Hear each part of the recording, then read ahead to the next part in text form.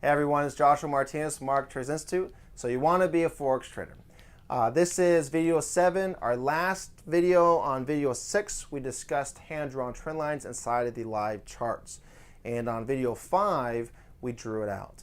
Now, this is video 7, so this is all about entry. We're going to be discussing counter trend line breaks. If you watch any of my videos or if you work with me, you know I'm a huge fan of counter trend line breaks. I think they have dramatically changed the game when it came to finding optimal entries with extremely high winning percents. Let's go ahead and do the same thing with what we did with hand-drawn trend lines. I'm going to first draw it out, and then in our next video, we can go through the concept of applying it onto the charts. In our next video, we can do stops and limits. This one's all going to be about just entries and understanding the concept of it, okay?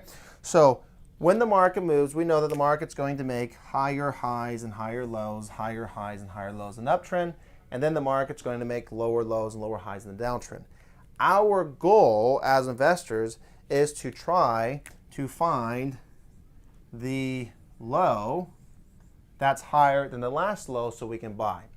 But where does the challenge come in? Well, if you're actively trading, you know that the big challenge is finding that low. And so sometimes when the market's making higher highs and higher lows, what ends up happening? Well, you end up buying the market here, and then the market continues to drop, and then you either have too tight of a stop where you get stopped out, or you kind of maybe over leverage your account a little bit and you're having a large drawdown to where you're wanting to close out, or you are just basically saying, I'm done with this trade, I'm closing out. And then what happens?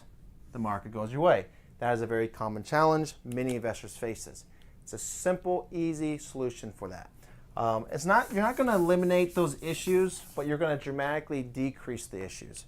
And so if the market's going to make a higher high and higher low, and you already determined that the direction is up, all you're going to want to do is bring in a line.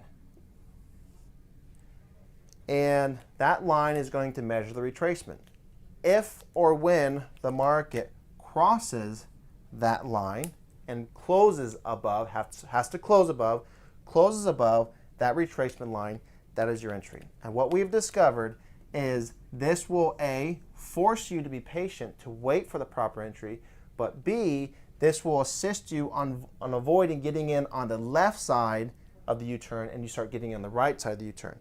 When you start getting in the right side of the U-turn, the market begins to go your way right away without going against you, percentage speaking. Now, you continue this process to where when the market waves, you bring in another counter trend line, and you can either buy low and sell high along the way, or you can size in. There's a great way to size in, kind of like what's going on with the pound NZD and the euro NZD right now. This is a great technique for those, and the market keeps going its way, higher highs and higher lows. What are some of the mistakes? When someone draws a counter trend line, how do they screw it up? Well, that's simple. You make it too tight, because some traders say, well, I try counter trend line breaks and they don't work. Well, because you're not giving enough wiggle room. When the market makes higher highs and higher lows, sometimes it'll make a down, lower low, lower high on the way down, and then it'll come up and they'll make lower low, lower high on the way down, and it'll come up, lower low, lower high on the way down, and they'll come up. What you need to do is you need to be able to compensate or give the market a little bit of breathing room or wiggle room and get it across the highs just in case if it makes a two-step process on the way down. Where the issue comes in, or the big no-no, is when you try to buy or use a counter trend line that's so aggressive that you don't get any wiggle room, to where you basically snug it so close to the actual chart that when you buy, you enter in, the market still goes against you. So it's very important that you actually do the full distance to where you kind of visualize. Now I'm going to show you in the live chart in the next video and how to compensate for that.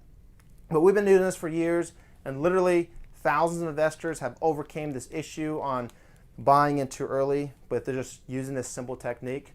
Join me in the next video. You can always find me on Facebook at www.marketers.com, or excuse me, www.facebook.com/FX Pathfinder. You can find me on Twitter as well as Blab. This is Joshua Martinez. Let me know any questions in the comments below.